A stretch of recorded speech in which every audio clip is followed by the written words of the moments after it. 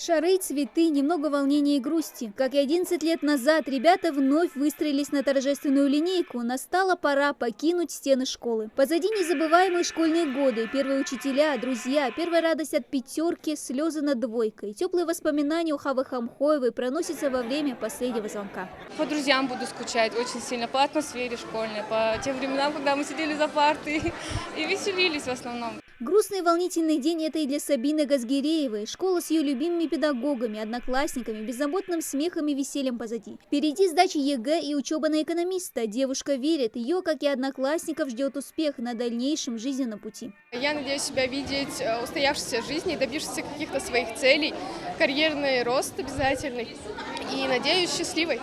Добрые напутствия выпускникам звучат из уст классного руководителя. Ребятами она гордится. Большинство из них учились на 4-5, а двое претендуют на золотую медаль. Фатима Газгиреева желает каждому найти себя в этом непростом, но очень интересном море жизни.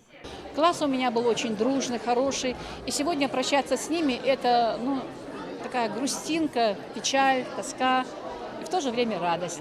Я желаю им здоровья.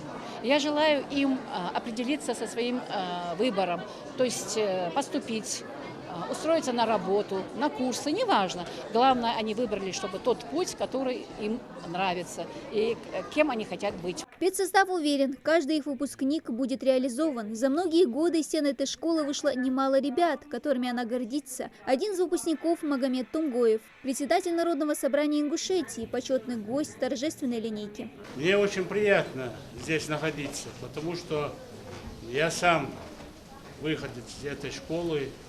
И всегда, когда есть выбор, я смотрю список, где перечислены все наши республиканские школы, 134, и мне душа лежит, чтобы я вот сюда пришел.